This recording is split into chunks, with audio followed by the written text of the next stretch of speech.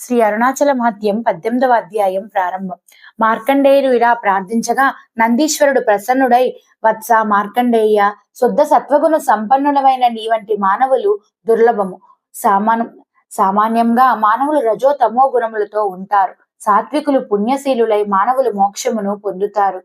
బ్రాహ్మణుని హత్య చేసిన నరుడు మహారౌరవాది నరకములను పోయి అక్కడ మ్రగ్గి తరువాత గాడిద, కుక్క, పంది రూపములుగాను చండాల రూపమును పొందుతారు. ఇళ్లను తగలబెట్టిన వాడు ఘోర నరకములలో విషమిచ్చి చంపినవాడు నరఘోర నరకమును, లోబి మిత్రద్రోహి కరాట నరకమును, అసత్యములాడువాడు భయానక నరకములో బాధను అనుభవించును. పాపులందరికీ యమభటులు నరకములకు తీసుకువెళ్లి తాళ్లతో కట్టి దుడ్డు కర్రలతో మోది సోలమును పొడిచి హింసిస్తారు. స్త్రీలు చంపిన వారు చండ నరకములతో హింసించబడతారు. వేట కుక్కలు, పెద్ద పులులు వంటి క్రూర జంతువులను వారిని బాధించును. ఆయుధములతో పొడిచి ముక్కలు ముక్కలు చేసి మంటలలో దహించి మరుగుతున్న నూనెలో ముంచి సూదులతో పొడిచి మోయలేని బరువులు మోయించిన యమభటులు పాపులను హింసిస్తారు. బ్రహ్మహత్య చేసిన వాడు క్షయరోగంతో పీడింపబడును. బంగారాన్ని దొంగలించిన వాడు కుళ్ళిపోయిన గోలతో బాధపడును. త్రాగుబోతుకు దంతములు పుచ్చిపోయిను. గురుభార్యతో రమించిన వాడు దుర్గంధ చర్మరోగముతో పడుకొని బాధపడును. గురుద్రోహి అపస్మారక వ్యాధితో బాధపడును. వేదమును దూషించేవాడు చండాలునిగా జన్మించను. తప్పుడు సాక్ష్యమును పలికేవాడు కంటి జబ్బుతోనూ, అతిగా భుజించేవాడు అజీర్ణ రోగముతోనూ బాధపడును.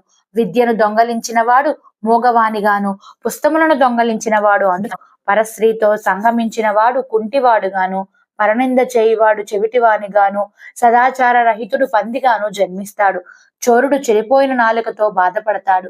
అతిథులకు బీదవారిని నిర్లక్ష్యం చేసిన వాడు చంపపోటుతోనూ, పర్వదినములలో స్త్రీతో రమించిన వాడు మేధవ్యాధితోనూ, అభోజ్య వస్తువులను భుజించిన వాడు నోటిపూతతోనూ బాధపడును.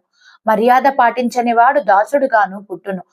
ప్రమాణము చేసి నిలబెట్టుకోని వాడు అల్పాయువుగాను, కఠినముగా మాట్లాడేవాడు కుక్కగాను, విష్ణుద్రోహి ఊసరవెల్లిగాను, శివద్రోహి పంది కుక్కుగాను జన్మిస్తారు.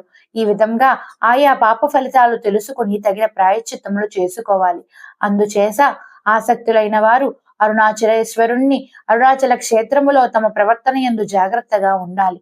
నందీశ్వరుని వలన ఇలా పాపములు వాటి ఫలితములు తెలుసుకున్న మార్కండేయుడు ఆయనను మళ్ళీ మళ్ళీ నమస్కరించి ఆయా పాపములకు పరిష్కారం ఏమిటని అడిగాడు.